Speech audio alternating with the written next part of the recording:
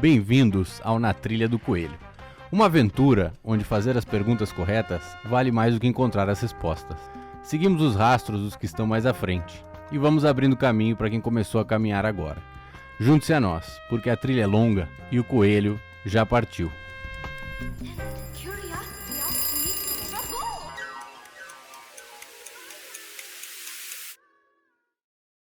Bom dia, boa tarde, boa noite, ouvintes do Na Trilha do Coelho. Mais um episódio do nosso podcast aqui no dia de hoje. E hoje recebemos Marco Algorta, CEO da Bienstar Wellness. Eu ia falar Welcome por algum motivo. É uma empresa que, até onde eu entendi, fundada no Canadá, né? É uma empresa sediada no Canadá, talvez não fundada. O Marco, que é uruguaio, um parceiro de longuíssima data aí da indústria da cannabis e que agora fez aí um pivô para... Agora não, já faz uns anos. Fez um pivô aí para a indústria dos psicodélicos, tal qual este apresentador que vos fala está fazendo. Estamos aqui hoje para falar de um aspecto que aqui no Trilha ainda não tocamos muito. A gente sempre fala muito da parte pesquisa ou da parte mais lúdica do psicodélico. Já trouxemos algumas coisas mais fora da casa, já trouxemos terapeuta tântrico, já trouxemos pessoal que trabalha com magnetismo e, hipnose, já falamos com gente de lugares mais diferentes e não tocamos no modelo de negócio do psicodélico, que é talvez um tema que muita gente está querendo saber hoje em dia. Então, Marco, ninguém melhor do que você para nos ajudar, você que é CEO de uma empresa que está fazendo isso ativamente hoje no Brasil. Então, para quem não sabe, já existem modelos de negócio totalmente legalizados hoje no Brasil e que estão rodando já há algum tempo, né? Inclusive já existia antes de você realmente fazer a aquisição da BRC. Enfim, se apresente, fique à vontade, bem-vindo ao Trilha e nos conte um pouco da sua história aí para a gente começar. Bom, obrigado, Lourenço, pelo convite. Como você falou, você é um companheiro de trilha, então para mim sempre é uma honra isso. Estamos no mesmo caminho, na mesma indústria, no mesmo mundo, há muito tempo também. Eu venho da indústria da cannabis, eu trabalho com cannabis já faz uns 12 anos, 13 anos. Putz, o tempo passa e eu tô aqui corrigindo. Começa a entradinha no cabelo aqui, a gente começa a ver que tá passando o tempo. Esse problema eu já não tenho, mas são 13 anos já na indústria das substâncias controladas, né? Vamos passar por isso. E eu acho que é daí que vem esse meu conhecimento, o expertise que eu precisei para começar na indústria psicodélicos, né? Eu vim da indústria cannabis, que é uma substância controlada que nem quase todos os psicodélicos. Então, você começa a entender os espaços regulatórios, como que são os modelos de negócios, você começa a adaptar o modelo de negócios através dessa indústria hiperregulada que é a substância controlada. Foi a partir daí que eu cheguei na indústria psicodélicos, né? Eu viajava pelo mundo, muita feira de cannabis, etc. E sempre tinha uma portinha dos fundos, né? Sim, que falava de psicodélico. Hoje tá tomando o salão principal, né? Já temos protagonismo. Mas na época que começou era... 6 anos atrás era aquele negócio do banheiro. Isso, a portinha atrás, tá ali a galera do psicodélico, pode ir ali. E eu sempre gosto desses mundos, então eu ia muito... Eu chegava perto, comecei a entender. Eu sempre fui um psiconauta, né? Na verdade, a minha aproximação no mundo da indústria da cannabis é uma aproximação que sempre foi do mundo das drogas. Eu venho do mundo das drogas e vou para o mundo da indústria cannabis medicinal, tá? Então, esse foi sempre a minha abordagem, daí eu venho. Então, eu sempre tinha usado algumas substâncias psicodélicas de uma forma mais lúdica, vamos dizer assim, mas eu tinha um uso bastante fluente. E então, eu vou entender do que eles estão falando. E aí foi que eu comecei a bolar uma ideia, um plano, né? Eu tinha dessa história quando eu usava cannabis, eu tinha um networking bem estendido, né? Eu trabalhei muitos anos, então tinha muito contatos. Os investidores eram quase sempre os mesmos, tá? Os fundos de investimento eram muito parecidos. Hoje em dia eles já são mais diferenciados, mas naquela época era bem parecido mesmo. Então, a partir daí, por isso essa coisa da empresa sediada no Canadá, né? Na verdade, é uma empresa que ela surgiu entre Uruguai e Brasil, né? Que é a minha vida inteira. Porque eu sou nascido em São Paulo, mas criado no Uruguai, então é por isso que eu tenho essa dupla nacionalidade. Não sabia, achei que você era Uruguai. Não, eu sou nascido em São Paulo, E eu sou paulista. Então, mas na verdade o que eu fiz? Eu eu fiz levantamento de capital no Canadá, então você acaba fundando empresa, sede no Canadá, tem uma facilidade de chegar a esses fundos de investimento, essa grana, é sempre mais fácil se você... Aquele modelo de negócio da Canadá, nasceu Exato. Não, se você se implementa no lugar onde eles são acostumados a trabalhar, né? Então é mais fácil para eles, advogados, contratos, tudo fica bem mais fácil para eles. Então eu fui a partir daí, a ideia era trazer esse modelo de negócio que estava bombando aqui no momento nos Estados Unidos, que era o modelo das clínicas de psicodélicos. Né? A gente tinha naquele momento alguns benchmarks, o maior era Field Trips, e a Numinus, que era o segundo benchmark mais importante do mundo de clínicas. Mas o que eles tinham, o que acontecia nos Estados Unidos? Quando nos Estados Unidos era um custo muito alto, tá? Um custo de profissionais, que fica muito caro. As clínicas de ketamina, então, eu escutei, estavam tendo um problema grave de custos. Tem uma margem muito baixo. Margem muito baixo. Então a gente... E caros, né? Apesar de ser extremamente caros os tratamentos nos Estados Unidos. São caros, mas na verdade, se você percebe, eles crescem muito. Se eles têm a margem para crescer. Eles são caros, mas se você compara com outro tipo de tratamentos e a velocidade do efeito, eles começam a ser baratos. Digo, eles não são muito caros. O problema aqui é de margem, eu acho que mais de que preço final, entendeu? Eu acho que é um modelo mais do modelo americano de trabalho lá é caro, serviço é caro. Então você ter uma clínica que precisa, para uma pessoa, você tem que ter 3, 4 profissionais que vão ficar ali 7, 8 horas enquanto o cara está fazendo uma sessão de, sei lá, de ketamina ou coisa assim. Eu acho que isso encarece muito. A ketamina é uma substância barata. Muito barata. Né? E a própria iboga não são substâncias muito caras. Nem psicodélico é caro, na verdade. Mas eu acho que o que realmente complica as margens deles lá nos Estados Unidos é essa questão do serviço. Porque, comparativamente, se for contratar pessoas aqui no Brasil para fazer isso lá nos Estados Unidos, é exponencialmente mais caro. Exato. Esse é o grande problema das clínicas americanas. Então, esse benchmark, Field Trips, Numinus, a gente começou a analisar, estudar. Na verdade, como investidor, a Numinus acaba sendo investidor nosso, porque a Nova Mind foi que investiu e a Numinus acaba comprando a Nova Mind aí no começo. Então, meu benchmark acabou sendo um investidor. E o outro benchmark era Field Trips, que tinha um modelo muito menos medicalizado, vamos dizer assim.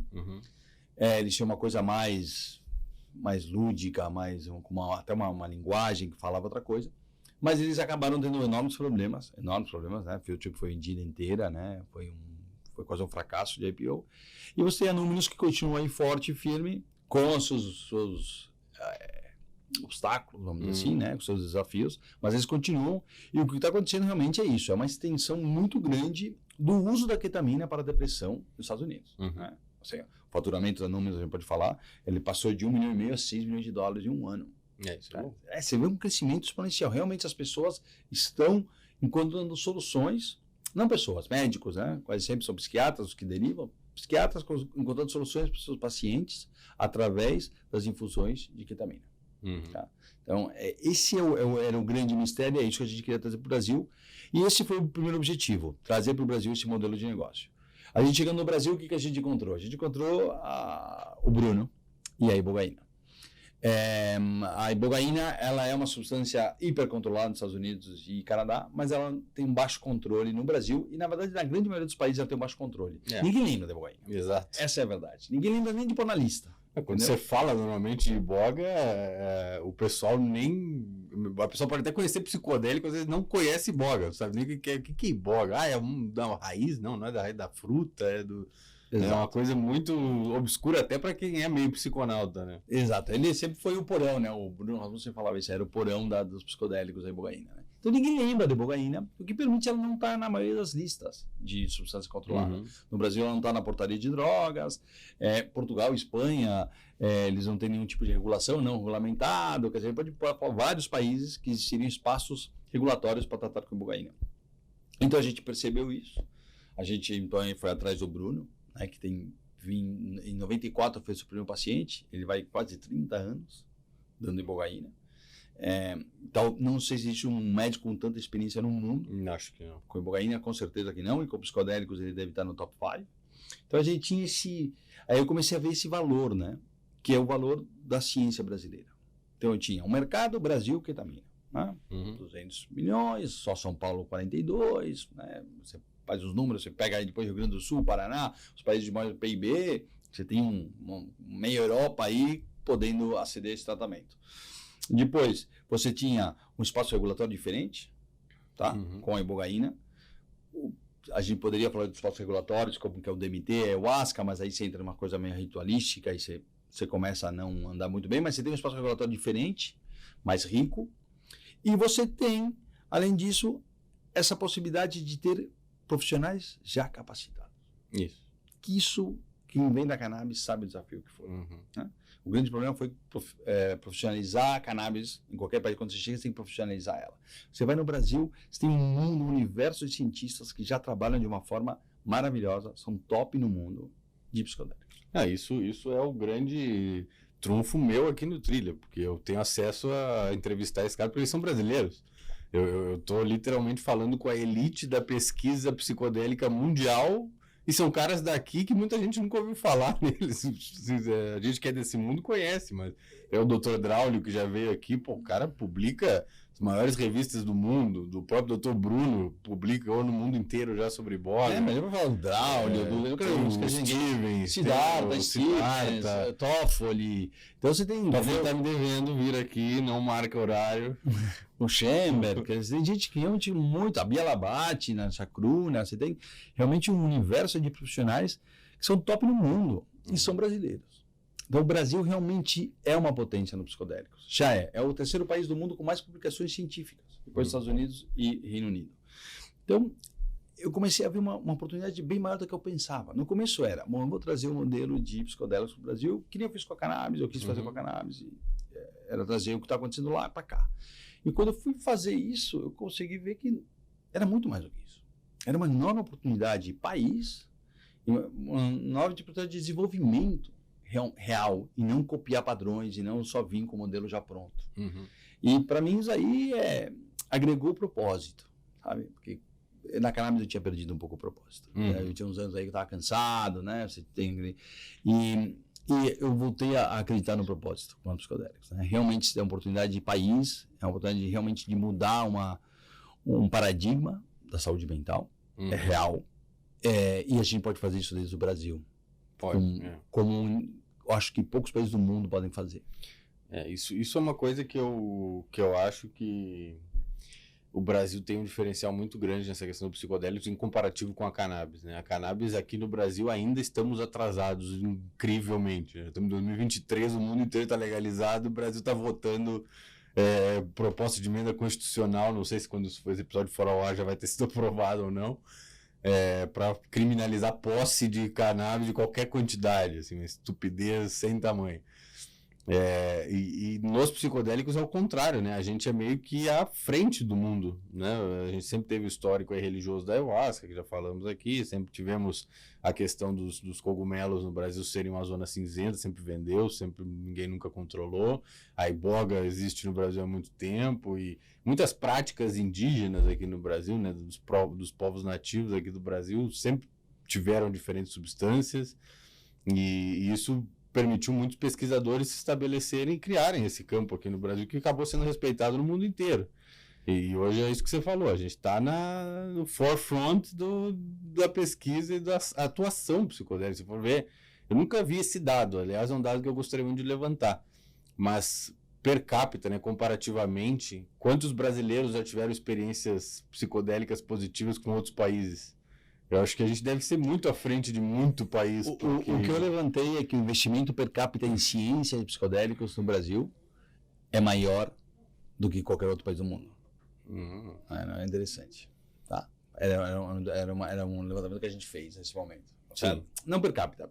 Comparando a porcentagem do seu PIB total. Sim. O Brasil é o que mais destinava a porcentagem do seu PIB total à ciência psicodélica. Isso é interessantíssimo. Esse era o número.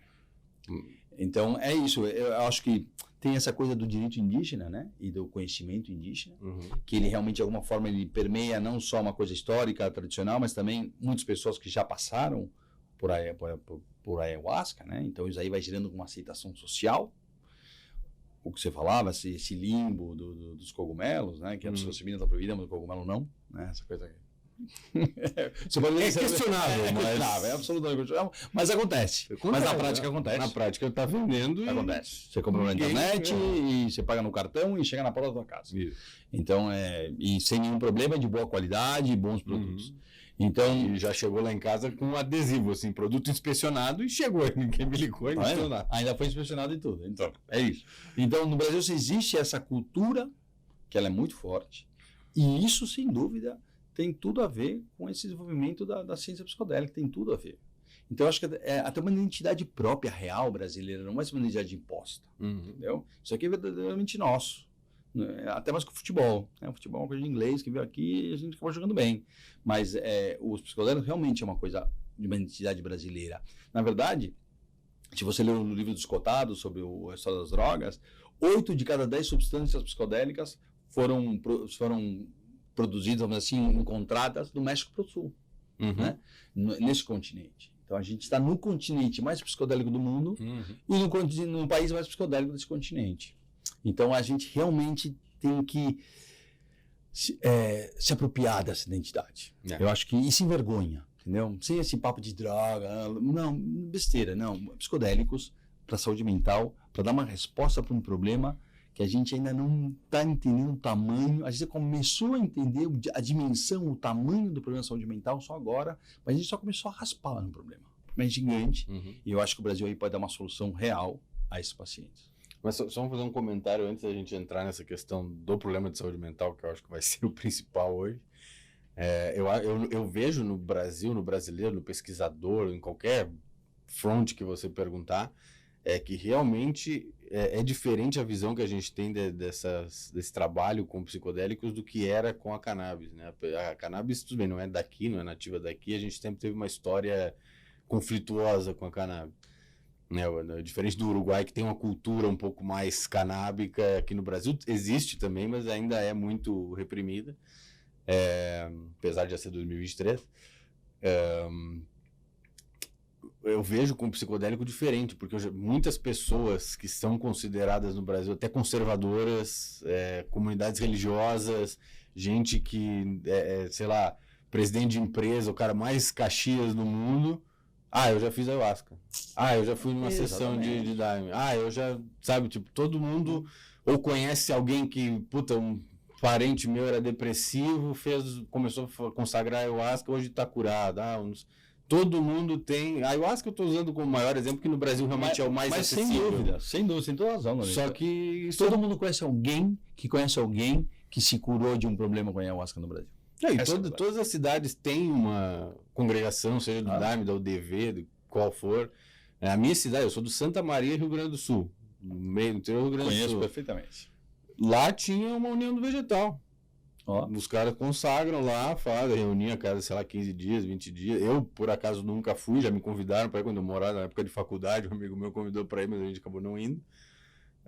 Mas existia lá, então quer dizer, assim, no interior do Rio Grande do Sul, que seria um estado mais conservador, bem no sul, tá? Bem no sul, não tem nada a ver com cultura indigenista, porque, né, lá os espanhóis e a gente acabaram matando todo mundo lá embaixo. Mas tá lá, os caras estão lá fazendo e é uma cultura que existe. Todo mundo conhece alguém. Tem uma prima minha que vai, tem não sei quem que vai. Então acho que quebra muito esse paradigma que com a cannabis a gente normalmente é negativo, né? Quando você conhece alguém que usa cannabis, eu tenho um primo que é maconheiro. O estigma social é muito maior, sem dúvida, é gigante. E para mim essa é a oportunidade. A gente tem um pouco estigma, por isso que se falava. Quantos executivos que conversam com a floresta a cada 21 dias, mais por mês. Vamos falar com a floresta, né? Tem até esse discurso. E tá, inclusive, virando um modelo de negócios elitizado aqui, né, em São Paulo, né?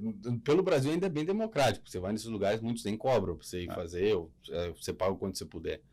Mas aqui em São Paulo eu já estou vendo o retiro de R$5 mil para você passar sábado e domingo no lugar, tipo, 2 dias. Eu já vi retiro de R$10 mil para você ficar uma semana num resort aqui no interior, hotel fazenda, fazendo 2, 3 ayahuasca. Então já está chegando num patamar assim, nível preço de americano.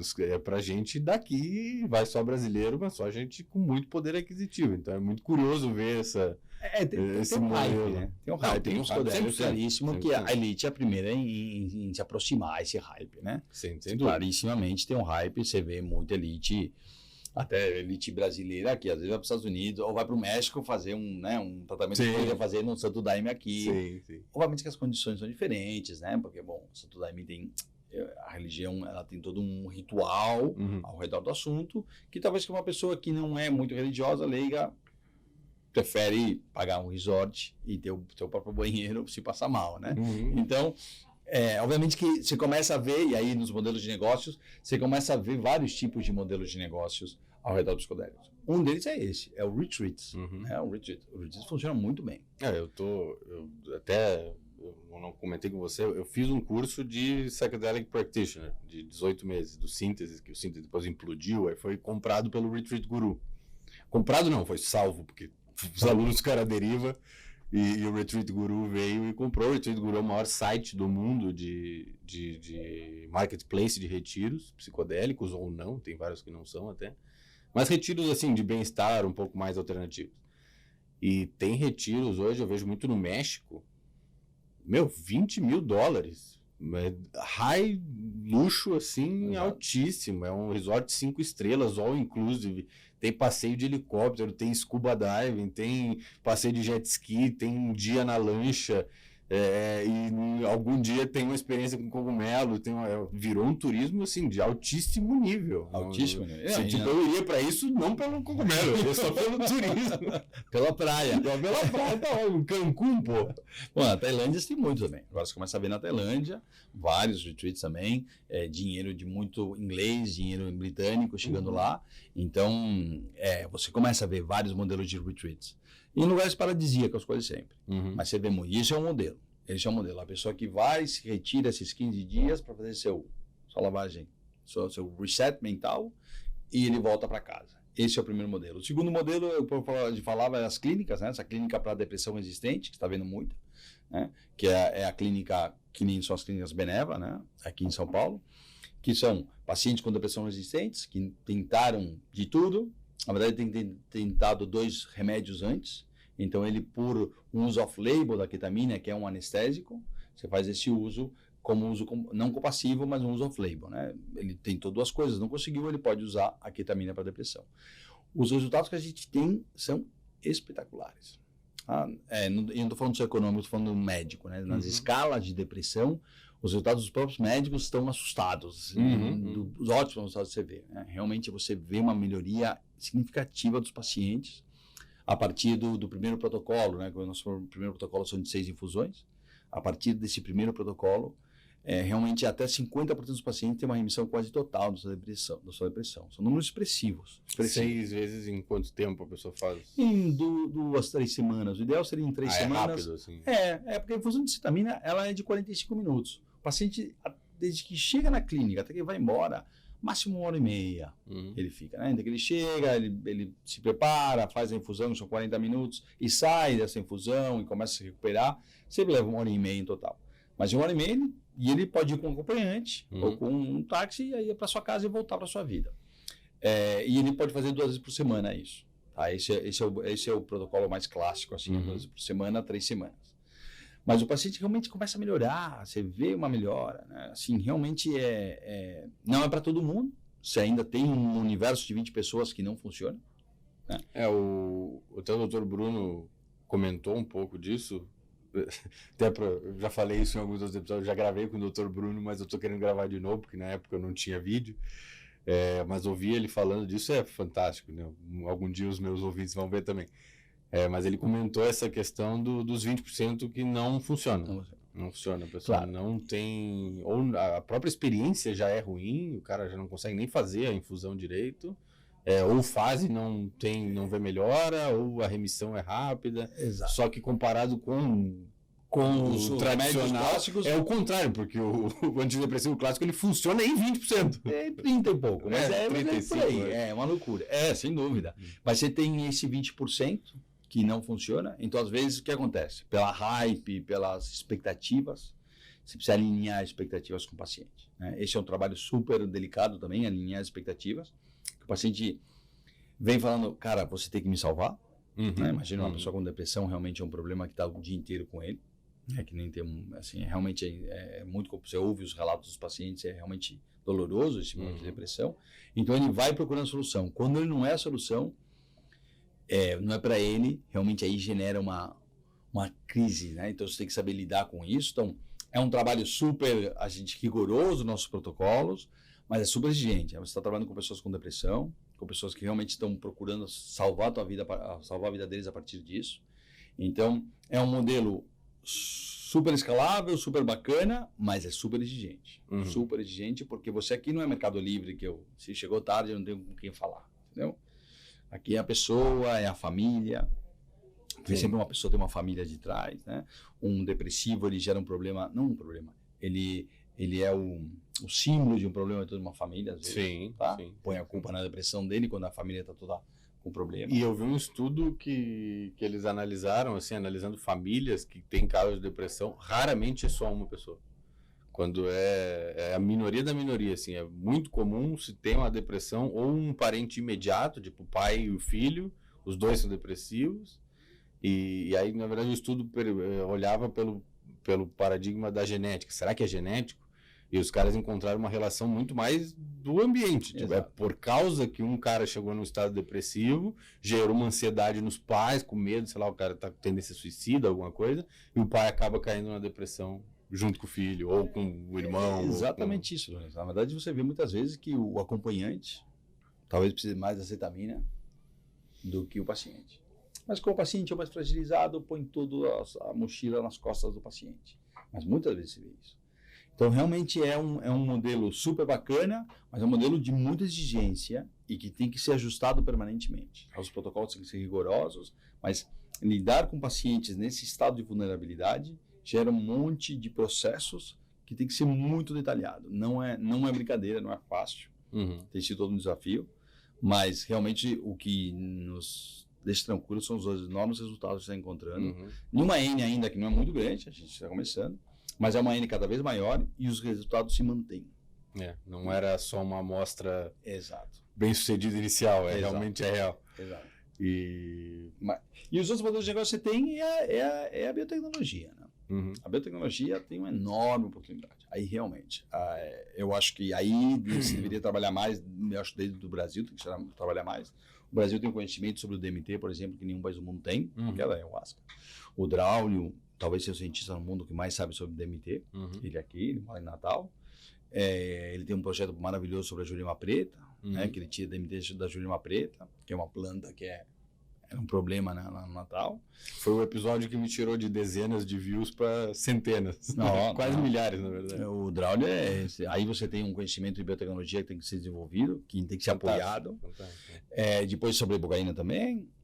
O Brasil também pode ter acesso à psilocibina, mas realmente é um desenvolvimento de biotecnologia que tem que ser feito. Porque, claro, acontece, a gente tem os protocolos, mas depois você sempre passa nesse catalisador da experiência, que é a substância. Tá? Eu acho que a psicoterapia ao redor é bem mais importante que esse catalisador, que é a experiência, mas a experiência é importante. E às vezes você não partir de uma matéria-prima que você possa controlar. Isso pode gerar repercussões, e você consegue perder capacidade de comparar as coisas. A gente já aprendeu muito isso com a cannabis. Exatamente. Está marcado com ferro o cannabis com isso. Então, é isso. O desenvolvimento de biotecnologia ao redor dos psicodélicos é outra oportunidade, é outro modelo de negócio. Obviamente que é um modelo de negócio diferente, muito mais cash intensive, né? Você gasta muito mais grana, mas que tem um enorme blue sky, né? Tem um enorme céu azul aí do lado, e o Brasil tem condições tanto de conhecimento como de custo, e de hierarquia da sua agência regulatória, que é a Anvisa, porque o Brasil tem vários problemas, mas a Anvisa está longe de ser um problemão. A Anvisa funciona se você compara com outras agências regulatórias do mundo. Sim. A Anvisa é um órgão que é eficaz. Então, a gente tendo esse conhecimento científico, tendo custos mais baixos e a Anvisa, eu acho que o Brasil tem tudo para realmente decolar também na biotecnologia. E eu acho que a própria Anvisa aprendeu muito com a cannabis, porque eu noto eles com os psicodélicos agora muito mais facilitados. Porque eles aprenderam a caixinha que tem que botar essa substância, se é dentro de uma universidade para fazer pesquisa, vai lá e faz, eles não estão colocando várias travas que no início da cannabis a gente via que eles tinham até um receio, não era por culpa deles, mas porque não sabia, né? Eles ficavam ali meio no limbo. Que especial tipo, vou deixar os caras plantar maconha, não vou deixar. Mas com os psicodélicos eu estou vendo que eles estão muito mais abertos, e aí de novo entra um fator talvez muito importante, que é a flora brasileira, né? As espécies vegetais do Brasil e de fungos também, que é nativa, né? A jurema preta é um exemplo claríssimo, uma árvore super comum no Brasil, no Nordeste, em qualquer lugar tem uma jurema preta, e tem uma quantidade alta de DMT na raiz, principalmente. Exato. Tem em toda a planta, mas a raiz é o principal. Tem a ayahuasca, as duas plantas lá, a chacruna e eu nunca sei os nomes das duas, são nativas da região amazônica. Se você for começar a cavocar no Brasil, você acha de tudo. Você acha o cogumelo psilocybe, lá no Rio Grande do Sul, você está andando, brota psilocybe no chão. O amanita, o cogumelo do Mário, na minha universidade, lá no Rio Grande do Sul. O vermelhinho. Lá na minha universidade, eles plantaram uma área grande com pinos, e acho que vem junto na raiz do pinus, o micélio, porque ele muito colado com espécies de pinheiros. Quando chovia, o bosque lá da universidade parecia um cenário dos Smurfs, era a manita brotando de tudo que era lá, um monte de cogumelão vermelho, assim. Então, assim, é muito coisa. A manita não é nativo, mas já virou nativo. Você não consegue tirar aquilo ali nunca mais do solo. Esquece, esse micélio. Nunca mais. Você teria que cavar 30 metros de profundidade e botar fogo no negócio. Acho que nem assim. Então, a gente tem muitas coisas no Brasil que a Anvisa entende como nossa propriedade, né? Tipo, do patrimônio vegetal brasileiro. Então, eles estão muito mais abertos a deixar você pesquisar com isso. E nesse ponto eu sou obrigado a elogiar a Anvisa, porque as universidades no Brasil estão fazendo um trabalho maravilhoso com uma série de substâncias porque conseguiram aval regulatório. Eu acho que a Anvisa está querendo receber projetos, está querendo realmente receber projetos que levem a um certo tipo de registro, a um avanço no assunto de registro das substâncias para uso de medicina. Então, realmente, é isso. Eu acho que está acontecendo vai se dando um monte de coincidências, espaços temporais, vamos dizer assim, no Brasil, para que o Brasil realmente, agora eu acho que vai ter, a partir de 2024, um pequeno rush de psicodélicos, porque vai vir o registro do MDMA, né? Eles acabaram de publicar a fase 3, o MAPS da MDMA, com ótimos resultados, então estaríamos indo para a fase 4, mas pareceria que em 2024, quase com certeza, estaria o registro do MDMA. Vocês têm alguma parceria com o MAPS para fazer na Beneva mesmo? A gente fala com a MAPS muito, a gente tem uma ótima relação com eles, a gente vem trabalhando nesse assunto. O problema é que a gente precisaria do registro, então, obviamente, como é que a gente tem o registro. Mas teria outras opções antes. Na verdade, a Austrália, se ela acaba. A Austrália anunciou o seu começo dos tratamentos com psicodélicos a partir de 1º de julho. Ainda não muita coisa aconteceu, tá? Eu acho que eles se correram demais em dar uma data. Então, mas uma vez que você tem um produto registrado, você poderia fazer uma importação para uso compassivo. Por mais que não seja um registro final, o que tem a Austrália para o MDMA e para a psilocibina, você, nos papéis, na teoria, você poderia fazer uma importação desse produto por uso compassivo, e a própria Anvisa é muito agilizada, né, nesse tipo de importação. Então, aí, até antes mesmo do registro do MDMA com a MAPS, você já poderia estar aí vendo a possibilidade de trabalhar MDMA no Brasil. Tá? Que isso seria muito interessante também. Então, a gente tem uma relação bem próxima com eles, mas é isso. Às vezes, a gente tem que alinhar expectativas também do mundo empresarial, mas também é uma coisa que a gente aprendeu na cannabis, né? Acho que a cannabis, durante muitos anos, a gente teve expectativas muito altas, e depois a vida é a vida, né? A gente aprendeu tanto com a cannabis que eu falo às vezes, a gente só não... Essas empresas de psicodélicos hoje só não valem bilhões de dólares como valiam as canopies lá atrás, por causa das cannabis, que a gente aprendeu que aquele mundo de ilusão não funciona na vida real. Não funciona e é um problema na frente. E você tem que escalonar passo a passo, de maneira bonitinha, fazer a empresa parar de pé para depois ela valer alguma coisa. Exato. E o mercado financeiro entendeu também, depois fizeram muito dinheiro, mas também levaram um tufo com essas empresas. Sacode tremendo. Você vai olhar os preços aí que tá as ações dessas empresas, tá uma vergonha, né? Valia 8, 9 bilhões de dólares, agora acho que não vale 200 milhões, assim, tá quebrada. Com cash burn, né? Com custo operativo. Queimando dinheiro até hoje, nunca conseguiram fazer dinheiro. Porque uma coisa é você aumentar teu custo operativo, que está crescendo, achando que está crescendo, aumenta a tua valuation, mas na hora que você tem que frear, demora muito mais. Horrível. Então, realmente, eles estão com enormes problemas. E eu acho que o mundo psicodélico vem aprendendo disso. Eu acho que os psicodélicos aprenderam com essa experiência e estão muito mais conservadores. Mas eu acho que se você vem nesse modelo de negócio, a gente não é conservador. Mas conservadores nos valuations. Exato. O que era o início da cannabis? Você viveu isso no Uruguai, viu aquelas compras bizarras da Aurora pelo ICC, aquelas coisas que 190 milhões de dólares, como se não fosse dinheiro de bolso. E hoje no psicodélico você tem pesquisas muito mais legais, muito mais avançadas, já drogas, né, substância já padronizada, que poderia ir para um clinical trial de forma até mais rápida.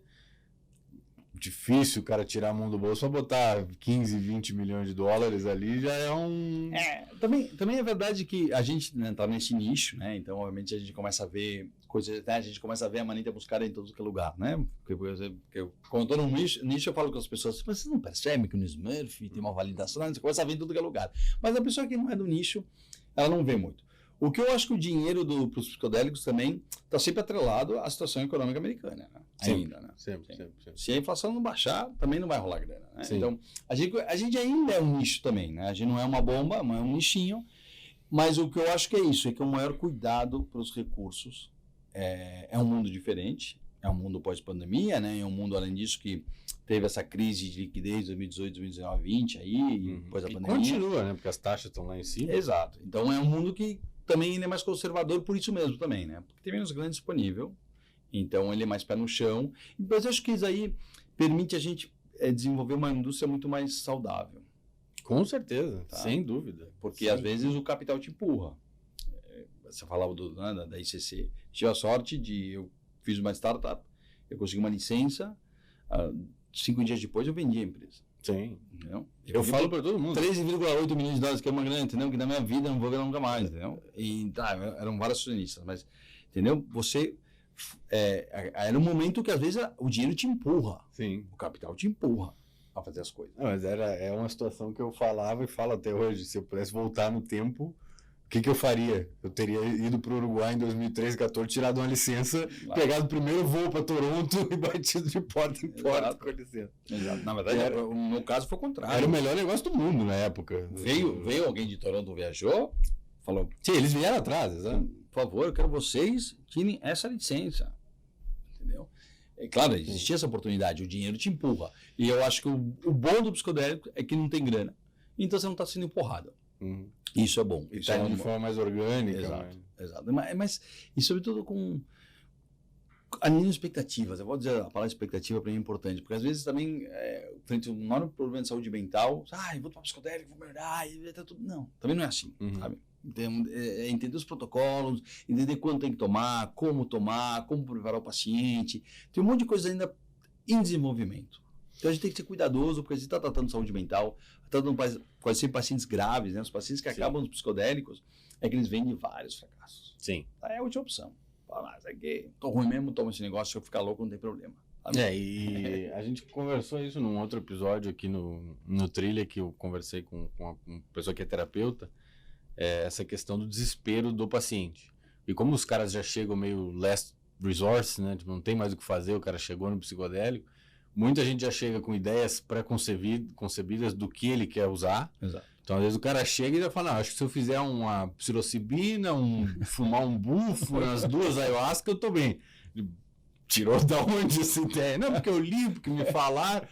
E a mesma coisa o cara que já chega achando que a terapia é o psicodélico. O cara chega ali e, bom, quando que a gente vai tomar o cogumelo? Não, calma, vamos conversar, entender seu problema. Não, vim aqui para tomar uma substância e acordar amanhã curado. Pronto. E aí você tem que manejar a expectativa do paciente. Eu nesse curso da síntese, acho que a coisa que eu mais aprendi, agora que eu estou mais trabalhando com isso, a coisa mais importante é gerenciar a expectativa do paciente. Sem dúvida. Porque as pessoas chegam com um grau de ilusão alto, ou a pessoa, minha experiência, ou a pessoa chega com medo, nunca teve muito contato com psicodélico e, puta, não sei o que esperar, mas me falaram que tem uma chance aí pra mim. Ou o cara já chega querendo, achando que tá numa rave. Não, vamos fazer o seguinte, se eu tomar 5 de cogumelo mais um MDMA, acho que eu vou ter um insight. Cara, que isso? Isso não é um... Calma, não é freio. Não é Dizilândia, o psicodélico gera um monte de coisa na pessoa, é desafiante, os números são muito bons, mas é um desafio. O paciente não vem num spa, né? Ele vem se enfrentar com os seus problemas. Isso sempre tem um luto, uma dor, né? Então é isso, ele tem que entender isso.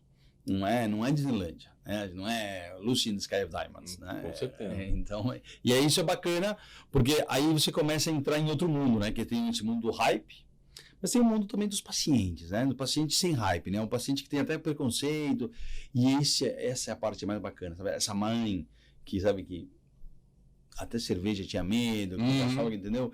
Ela vinha te abraçar, agradecer. Esse universo não tão cultural, até de uma contracultura ao redor dos psicodélicos, é bem bacana ele ver se aproximar, sabe? Quando realmente começa a trazer soluções para pessoas que não esperavam encontrar uma solução através disso. Esse momento de uma emoção profunda, sabe? Porque é com contracultura, né? Quem me dá cannabis carrega muito estigmas, etc. E com a cannabis, às vezes, é difícil você quebrar isso, né? Porque, como você disse, é maconheiro, né? E com o psicodélico, você percebe que existe, até por usar palavras como ibogaína, né? Que parecem... Né? Inventou essa palavra? É o psicodélico mais forte que existe, né? Mas até por usar essas palavras, essa semântica, você consegue atravessar barreiras. São sempre bem bacanas. E eu acho que você acaba curando problemas, que é o que a gente vê na cannabis com epilepsia, que é um dos poucos nichos da cannabis que conseguiu se desestigmatizar de alguma forma. Mas se você olhar a iboga, né, os casos que você pega aí de pessoas que têm um vício em substâncias muito mais prejudiciais, né, o cara que é viciado em crack, que não consegue largar cocaína, uma coisa assim que... O álcool, né? Álcool, né? Falar um pouco. Exato. O álcool é o maior veneno da humanidade. Eu já falei isso também em alguns outros e sempre falo, a minha mãe, ela trabalha em CAPS. Não sei se chama CAPS mais, mas esse Centro de Atenção Psicossocial. E ela... categoricamente afirma, álcool é a coisa mais destrutiva que pode existir e qualquer outro vício está sempre ligado no álcool. O cara é cheirador quando bebe, fuma crack, bebe, se perde, vai pro crack. Então é sempre o álcool porque é mais acessível, você compra uma cachaça com R$2 e é a vida que segue. Mas você quer largar o álcool é um problema, né? Uma condena social para quem quer largar o álcool. Ah, né? Sim. Você vai sair e não vai beber? Eu vou no casamento, eu não bebo, você não bebe, Marco. Como você não bebe? O que aconteceu? Bebe aí, bebe aí. É insuportável.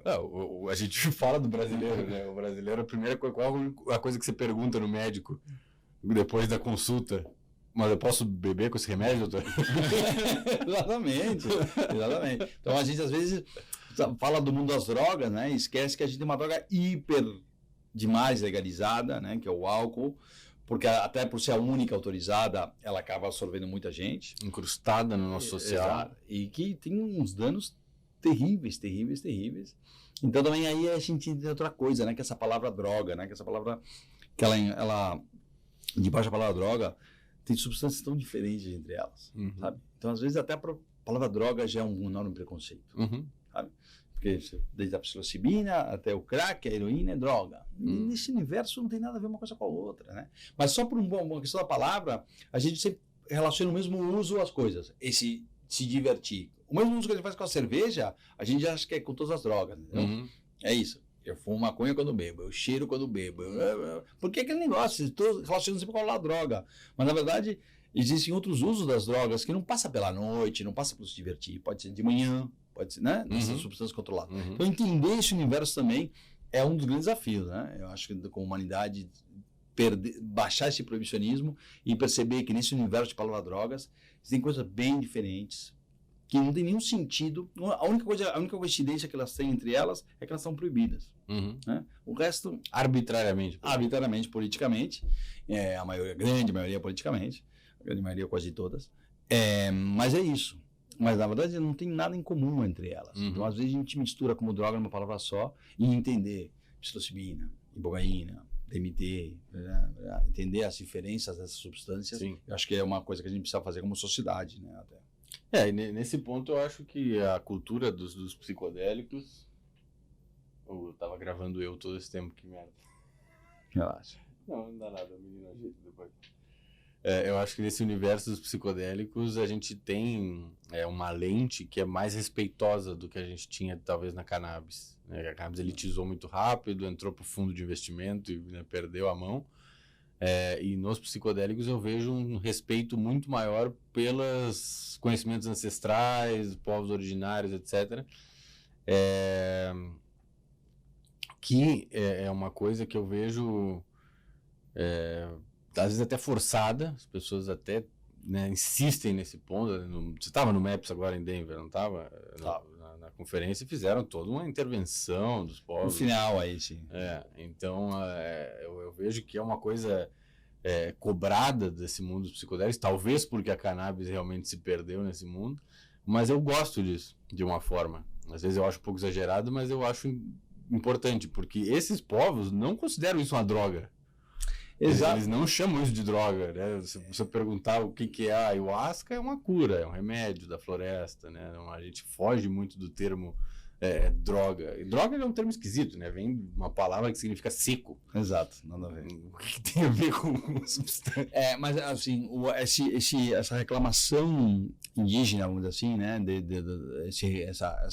Esse controle sobre, não burguesem, que não vira uma coisa de ocidental burguês, os psicodélicos, eu acho super válido por um fato histórico também, né? Lembremos que quando chegam a coroa espanhola e portuguesa, os católicos à América, eles querem um monopólio de acesso a Deus, né? Então é por isso que eles começam a proibir todos os rituais que existiam ao redor. Porque era uma forma de você aceder a uma divindade, né? Então, esse próprio povo é o que vai agora lucrar com isso, quem proibiu, quem pôs lá, né? Então existe essa reclamação, ela é muito profunda e é super válida, né? Ela muito é super válida. Manchada de sangue também, né? Muito manchada de sangue, porque é claro, a gente pensa no proibicionismo, mas a gente, né? Quem é branco de pele, né? E não sabe o que é proibicionismo, né? O proibicionismo realmente ele é uma forma do racismo, é a forma mais prática, pragmática do racismo. Então, você se pôr no sapato dessas pessoas é super importante, porque realmente existe uma reclamação super válida e super justa e que tem que ser tida em conta. Fundamental. É fundamental. Isso é uma coisa que eu tento nunca esconder, eu procuro sempre falar do meu lugar de fala como homem branco que mora na região nobre da cidade.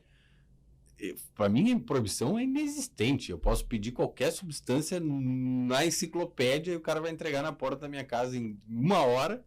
E se a polícia parar e me pegar, eles que vão me pedir desculpa pelo inconveniente, muito provavelmente. Dificilmente eu vou ser qualquer coisa grave. A gente vem de uma exposição de cannabis nesses últimos dias. Sim. Onde a maconha foi legalizada de 10 a 10 da noite, gente.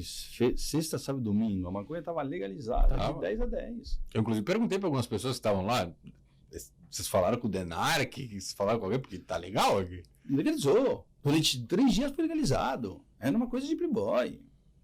Bacana, uma feira maravilhosa, mas é uma coisa, né, de pessoas brancas que decidiram legalizar e o Estado aguentou. Então, imagina se essa feira fosse feita por pessoas negras em Salvador. Tinha dado o ônibus do BOP lá para baixar a galera. Imagina que fosse uma feira feita por um movimento reggae negro de Salvador da Bahia. Maranhão. O que for. Claro, Maranhão, cidade do reggae. Entendeu? Então essa reclamação dos psicodélicos, voltando aos psicodélicos, que também acontece na cannabis, que tem que ser muito sensível e entender, porque realmente são povos que sofreram com muito sangue eles aguentarem, esconderem, preservar esse uso ritual. Então, não é agora que a gente pode esquecer deles. E isso está muito presente no Brasil também, né? No Brasil também. Existe uma grande reclamação, é muito sensível. Por exemplo, o assunto do DMT, né? O assunto do DMT é muito sensível você falar de registro remédio DMT dentro da cultura indígena brasileira. Aquele ponto que o Schoenberg fala muito, né? Ou eu vou trazer a floresta para o laboratório ou eu vou levar o laboratório para a floresta? O que é o mais correto nesse cenário de pesquisa? Porque os caras claramente têm um conhecimento muito maior que qualquer um de nós há séculos. Sem nenhum tipo de cultura escrita, os caras identificaram 2 plantas no meio de 1 bilhão de espécies na floresta. Isso é um ponto que eu nunca vou entender. Não sei como os caras identificaram. E mais ainda, como que eles identificaram que tinha que usar o inibidor da EMAL junto com o DMT? Cara, é muito bizarro, mas eles têm esse conhecimento construído milenarmente.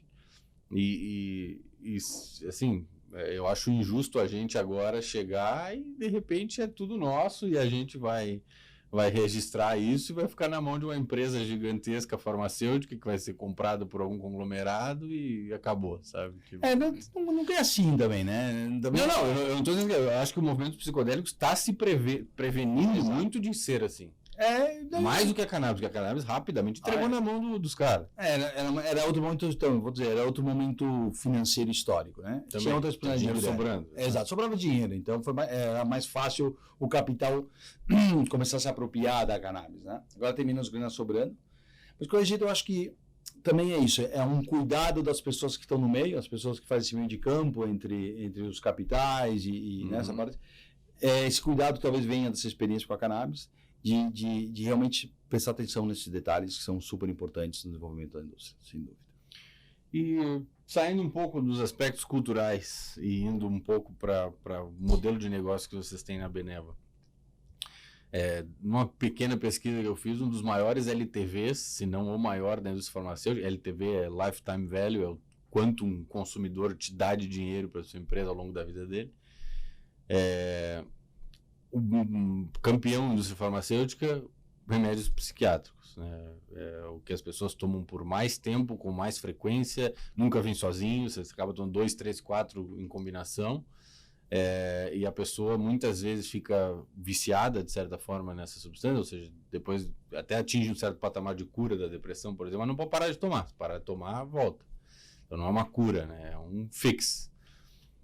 E vocês estão migrando agora, né, digo vocês, me dirigindo diretamente à Beneva, modelo de clínicas, para um modelo que você tem o uso de uma substância que é muito mais efetiva em curar, não em tratar. Você não trata forever.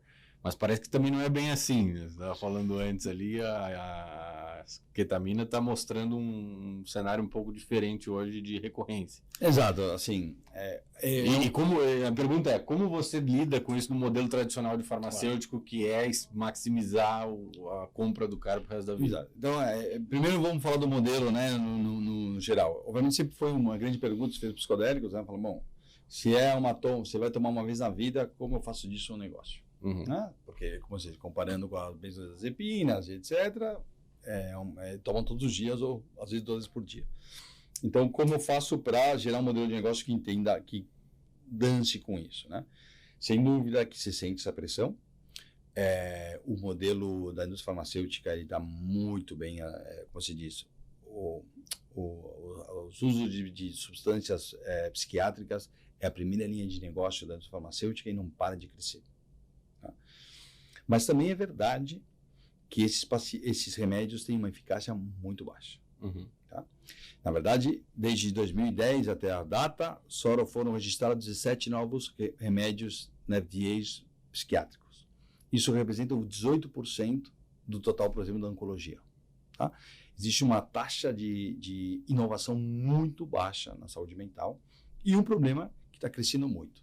Então, é verdade que o modelo de negócio entra em coalizão, choca com esse modelo, mas na verdade que o problema está ficando tão grande, porque não é só o problema da saúde mental, em termos econômicos, quanto custa esse problema de saúde mental, quanto custa o burnout para as empresas, quanto custa a hipocondria da depressão para o seguro de saúde, quanto custa para uma família ter um problema dentro de casa.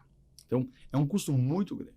Então, você começa a ver pressões para que comecem a ser autorizadas ou com mais velocidade outros tipos de tratamentos, e não só com psicodélicos, mas outras inovações dentro de saúde mental, pelo enorme problema que está trazendo saúde mental. Então, aí você tem 2 pressões. O modelo de negócio clássico de um comprimido por dia, mas, do outro lado, esse modelo clássico não está dando conta do recado, e o problema do lado está sendo até maior do que está ganhando aqui. Tá? E depois o que você vê também é que essa noção de uma vez na vida não é tão bem assim também. Sim. Tá? Então aí a gente percebe, sobretudo com a cetamina. As infusões de cetamina, o nosso protocolo falava de 6 infusões, né, em 3 semanas, mais ou menos. Mas depois, no começo eram todos pacientes novos, que a gente recebia. E agora a gente começa a ver uma taxa de manutenção, que é o paciente que vem uma vez a cada 15 dias, uma vez por mês, uma vez a cada 2 meses, a fazer a manutenção, fazer uma infusão de manutenção. Tá? Você percebe isso. Até e você começa a ver pacientes cruzados, pacientes que vão fazer ibogaína, ou estão esperando fazer ibogaína e começa com cetamina, ou depois da ibogaína vem para cetamina um pouco, entendeu? Você começa a cruzar as substâncias. Então você vê uma certa manutenção. Depois, como levar, obviamente que não tem nada a ver com o modelo de todos os dias, mas você começa a perceber que também não é tão assim, que é uma vez e acabou. Né? Eu acho que o uso dos psicodélicos, e aí também você percebe até em psilocibina e outras coisas, você tem um uso psicodélico que pode ser recorrente, depende de cada paciente. E depois tem um outro modelo que ainda está nas trevas, mas é o modelo da microdose, né? Que responde muito mais a esse modelo farmacêutico. A microdosagem, né? Que tem um boom da psilocibina, a microdosagem. Tem pessoas que relatam melhorar muito, existe muito menos evidência científica sobre a microdosagem que sobre a macrodosagem. Eu queria inclusive a sua opinião quanto a isso, porque já deu polêmica aqui, já recebi críticas até nas redes sociais, que para mim a microdosagem não é uma coisa muito efetiva. Eu não noto na minha pessoa zero, a microdosagem para mim é placebo. Assim como você, já escutei muita gente que relata melhoras consideráveis na vida usando microdose, então acho que é válido, não posso também ignorar os relatos das pessoas, mas eu acho que a experiência psicodélica, para mim, ela preconiza uma experiência psicodélica. Você tem que ter uma experiência um pouco mais profunda, você tem que ter uma dose, uma hero dose, uma coisa um pouco maior, para você entrar naquele estado mental, chame como quiser, consciência... Solução do ego, se você é um psicoterapeuta, ou o nirvana, se você é um psicólogo. Para mim, isso é necessário na cura de, por exemplo, uma depressão, ou de você abraçar sua própria sombra por algum outro motivo. E eu acho que a microdose ela não proporciona isso. Só que também talvez seja um viés meu de estar olhando por esse prisma, porque talvez tenha vários problemas que a microdose ajuda de alguma forma. Só que eu acho que é uma forçação de barra, muitas vezes, pela questão do modelo farmacêutico. Então, se tem uma coisa que a indústria farmacêutica digeriria bem, seria se é para moer um cogumelo e botar na cápsula, tranquilo, pode fazer aí, R$1.200 a caixa, pode fazer. Você tem que tomar cada 2 dias melhor, e se puder uma todos os dias, melhor. Melhor, exato. Eu acho que a microdosagem responde um pouco a essa onda. É verdade que também existe relatos de muito tempo, de pessoas. Existe pouca evidência científica ao redor da microdosagem, tá? Essa é a verdade. Existe muito pouca evidência científica ao redor da microdosagem. É muito mais alta a da macro. Isso sobre o que você falava, sobre essa experiência de transcender, né? Essa experiência de nirvana, essa experiência de solução do ego, que é o que procura a macrodosagem. Mas tem pessoas que não gostam e até existe um desenvolvimento de biotecnologia de psicodélicos que não pegam, não bate. Sim, né? Tem isso ainda. Mas eu vou dizer uma coisa, isso são relatos do Dr. Bruno Rasmussen. Com a ibogaína, tem um porcentagem de pacientes que não tem efeitos. Não tem efeitos visuais, quer dizer, eles não entram em uma viagem realmente psicodélica. É um porcentagem baixo, mas existe. Mas mesmo esses pacientes se curam das suas dependências químicas. Isso é muitas profundo. vezes.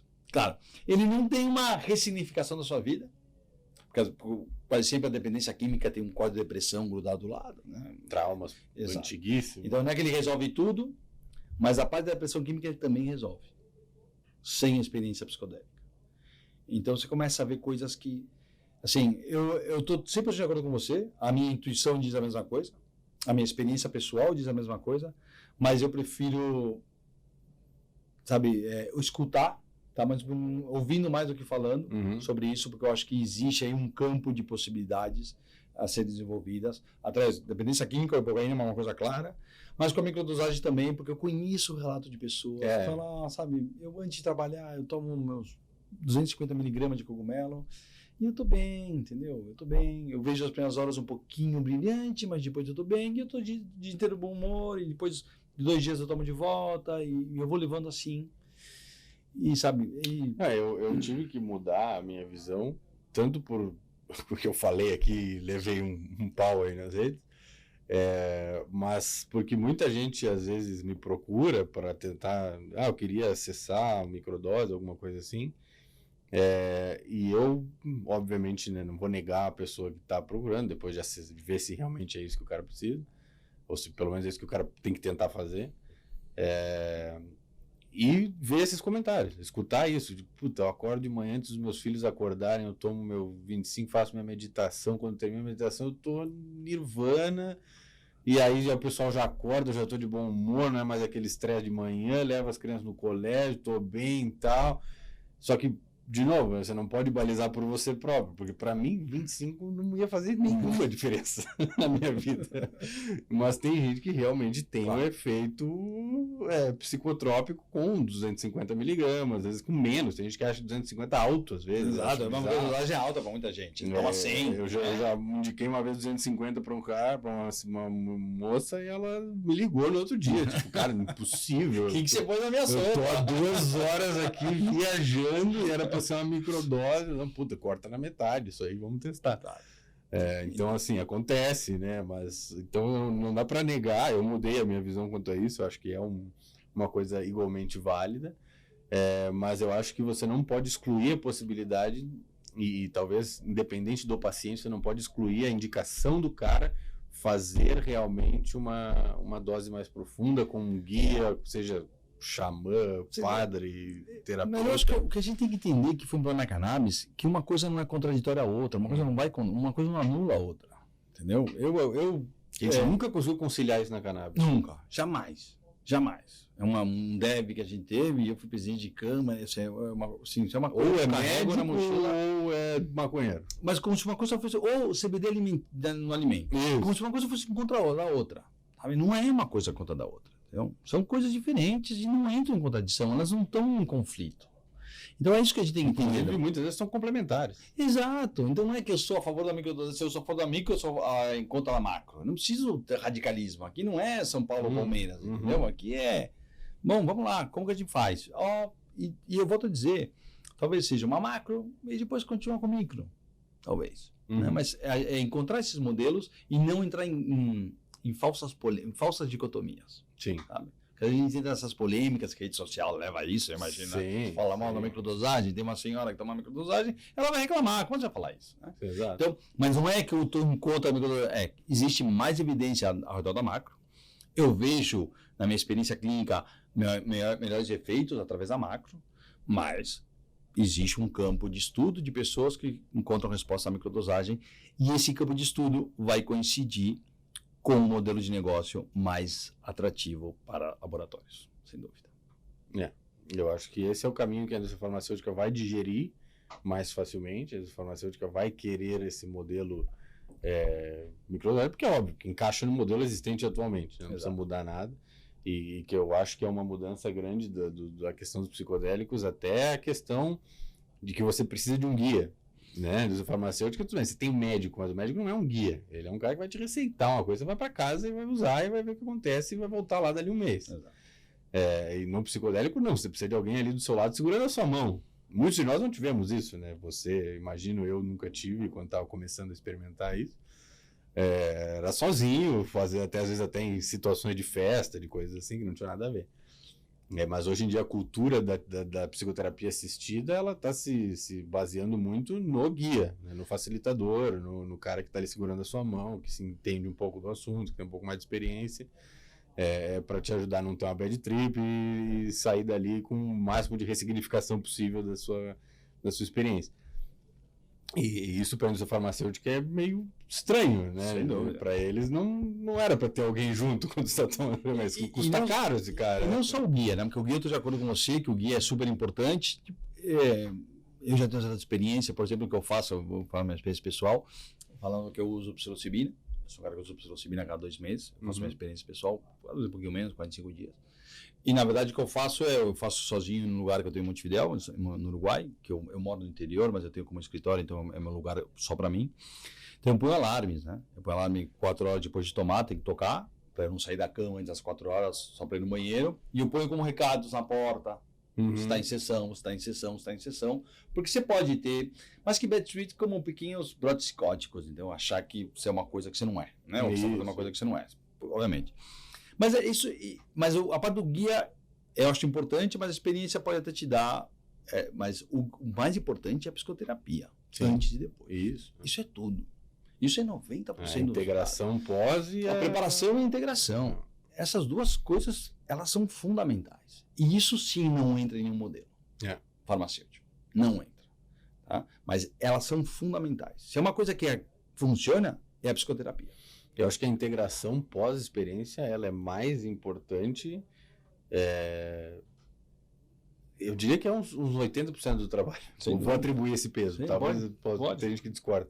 Mas eu acho que a integração pós é uns 80% do trabalho, cara. Eu, como já fiz algumas vezes aí de facilitação, tanto quanto para o paciente, cara, você tem uma expectativa antes, sem saber o que é, você vai fazer o uso de uma substância que durante ali é muito confuso para você ter qualquer tipo de insight. Às vezes a pessoa sai se achando super-homem, né? Todos, a maioria. Mas aí depois dá aquela vulnerabilidade, aquela coisa de, puta, não era isso, né? Não, o mundo continua mudando. O mundo ainda tá aqui, eu não fui pro Nirvana. Não é que todo mundo tomou.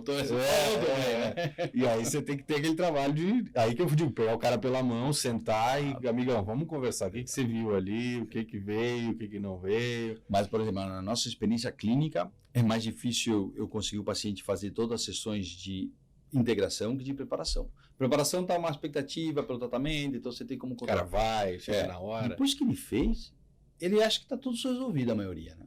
A grande maioria acha, porque é essa sensação que você vai embora, né? Que, eu vi a luz, né? Eu vi a verdade e agora estou pronto para o que vier. E não é bem assim. Então, às vezes, a gente conseguir fazer a integração é a parte mais difícil.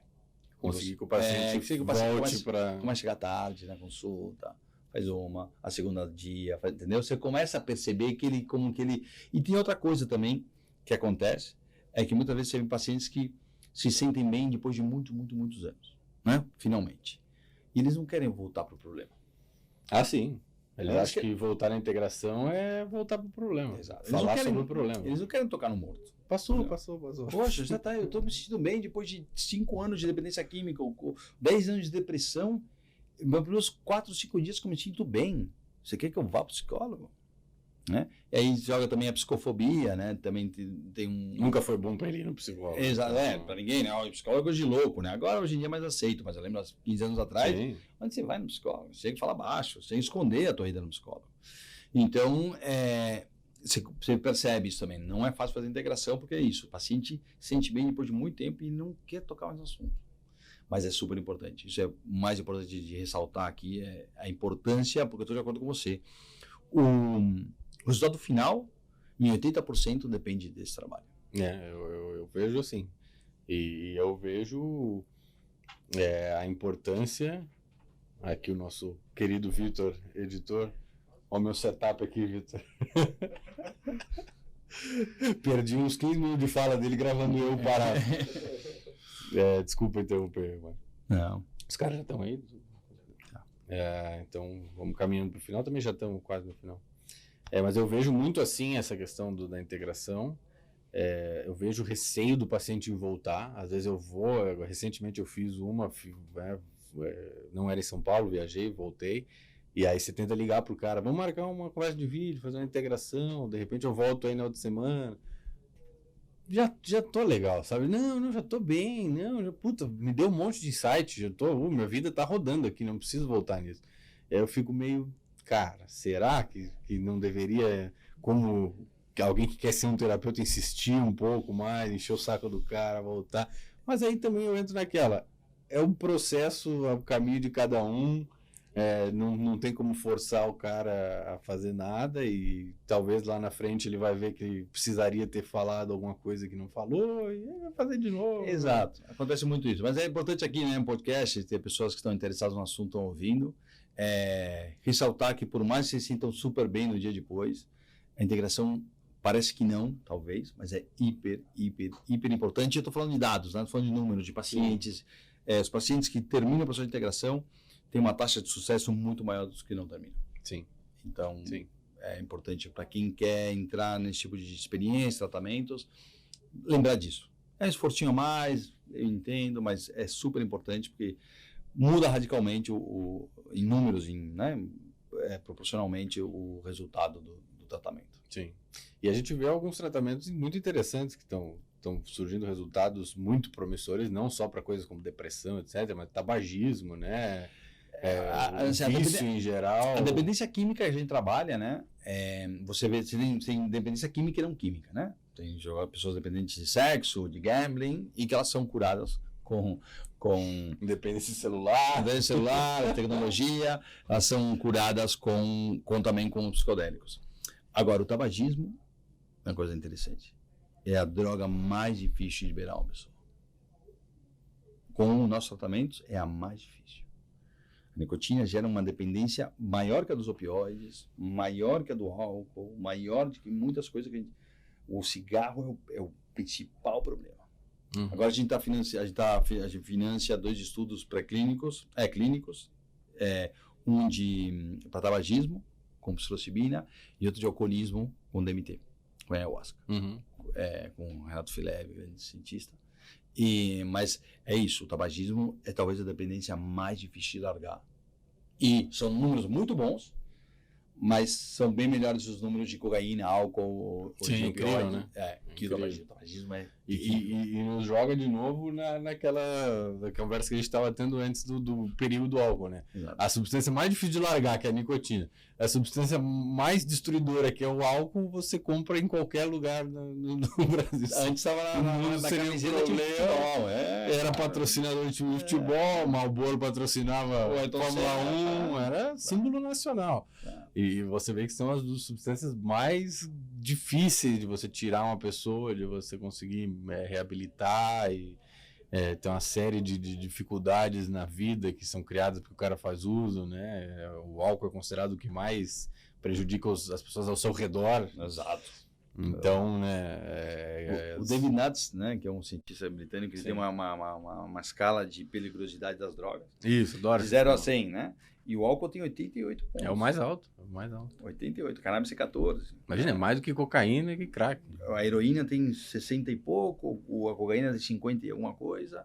Então é isso. A gente, às vezes, E aí entra naquela discussão do dano para você ou dano ao próximo. E o dano à sociedade. A heroína é um problema pro cara que tá usando. O cara vai cair desmaiado ali 2 horas enquanto vai estar sob o efeito da heroína, mas não vai fazer mal para ninguém, teoricamente. Depois talvez vai criar outros problemas. Não, mas a heroína é dos que mais cria também, né? Mas o bêbado é perigosíssimo. Claro, o bêbado é perigosíssimo. Eu sei porque eu já bebi muito quando era jovem.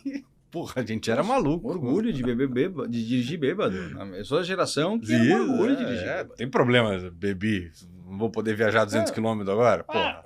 Viajar daqui até Monte Alegre do Sul, que eu tinha um amigo no sítio, bebendo cerveja. Sim. Comprava geladeirinha, 24 latinhas para ir bebendo na estrada. Quer dizer, então você percebe.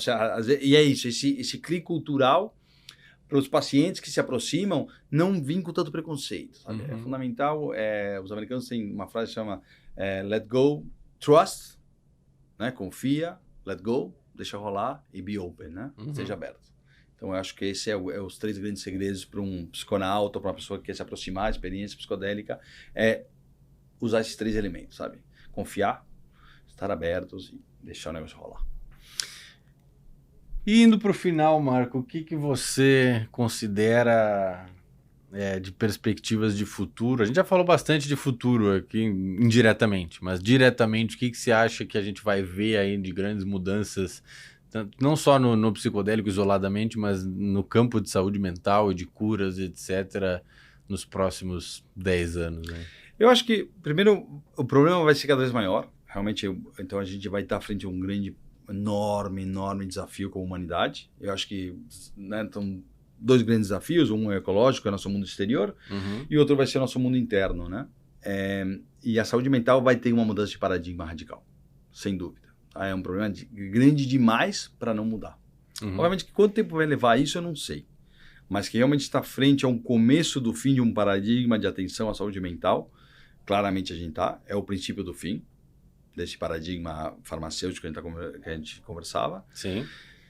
Como, a que velocidade, como vai acontecer, isso ainda é difícil, mas eu acho que ele vai acontecer mais rápido do que a gente espera. O que eu vejo é isso, vai ter uma nova abordagem de saúde mental, totalmente diferente, deixa um lugar muito mais individualizada, muito mais humana, Tem depois como a gente vai poder escalar essa individualidade na atenção, é um enorme desafio, né? Porque, claro, a gente pensa em 100 ricos, São Paulo é fácil. Agora, quando você pensa em 200 milhões de pessoas, o número muda.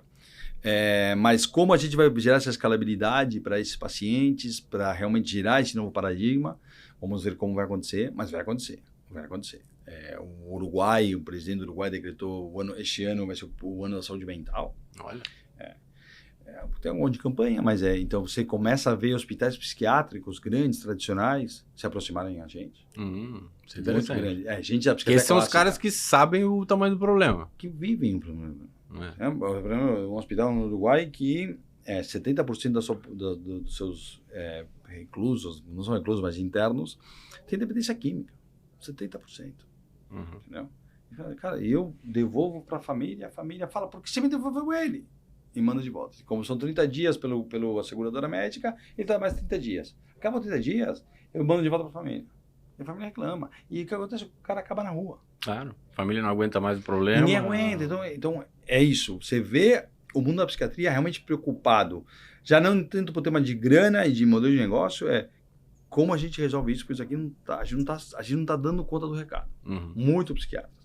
Tem um evento de psiquiatria no Uruguai em dezembro, no principal hotel, no Vitória Plaza, e tem uma mesa de psicodélicos.